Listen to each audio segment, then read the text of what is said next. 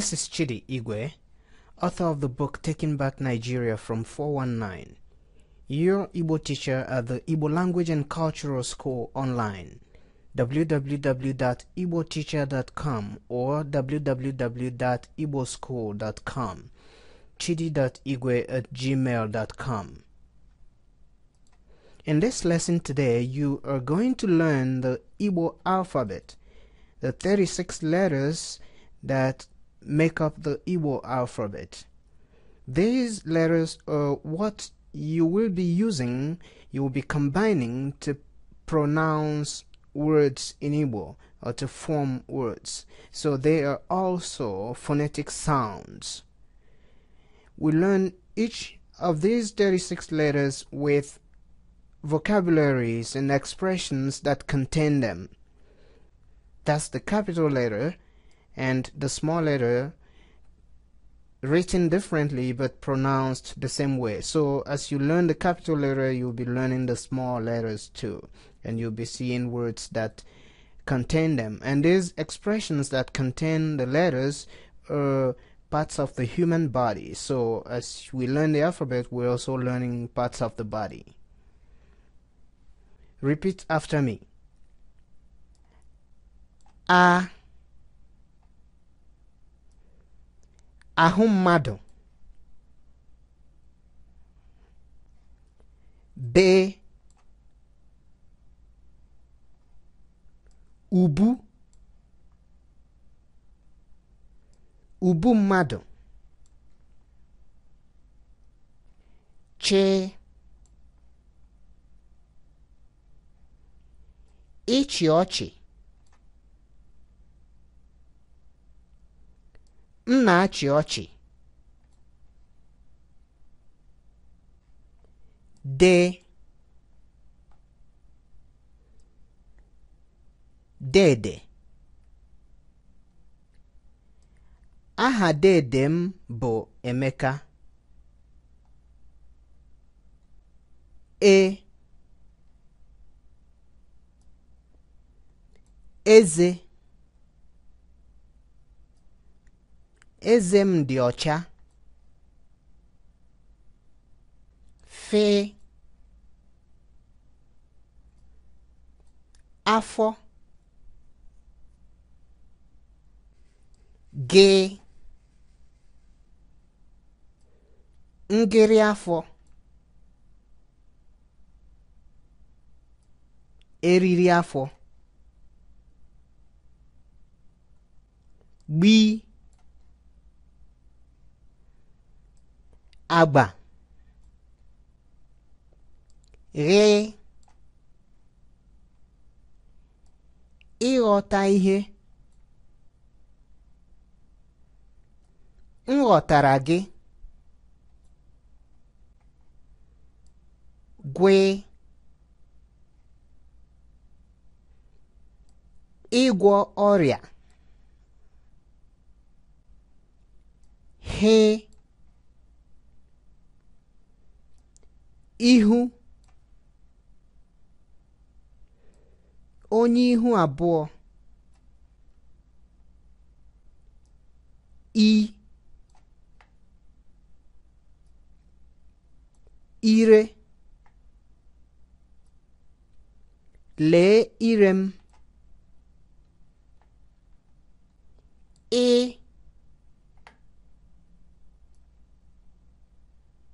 Ntị. Metụ ntị gị aka. J,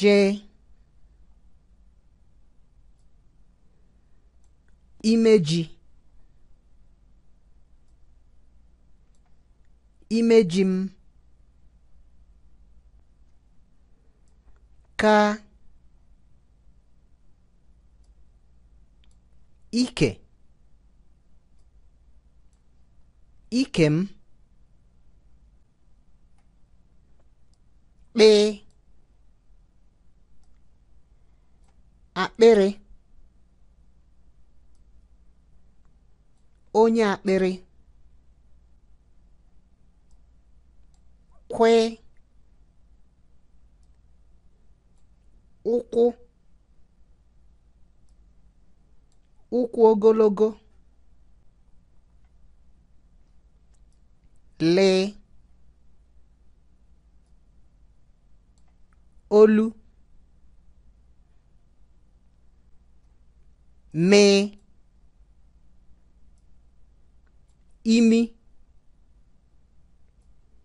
lee imi m nee ntutu ntutu isi ṅee ịṅụ ịṅụ mmiri nwee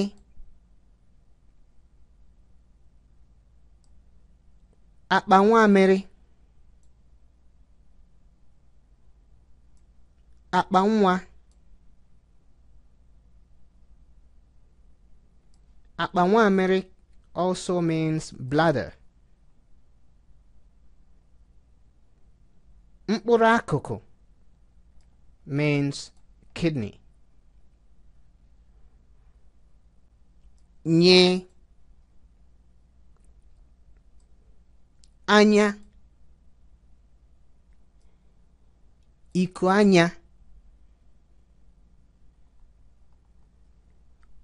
o obi otele olu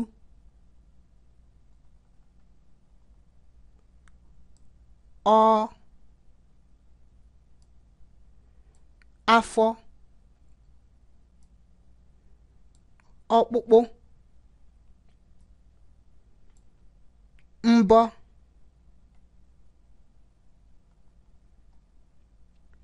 pee apa aka nku aka ree ire see isi mkpịsị aka shị asha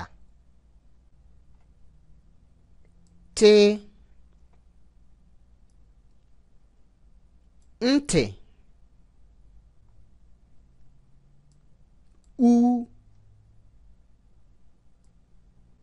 ukwu ubu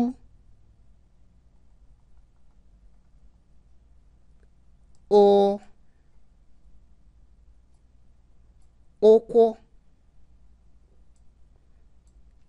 azụ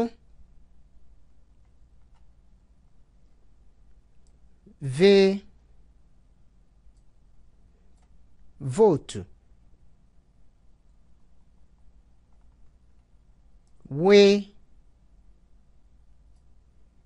wete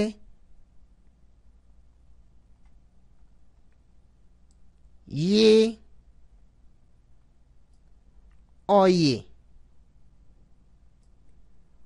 oyi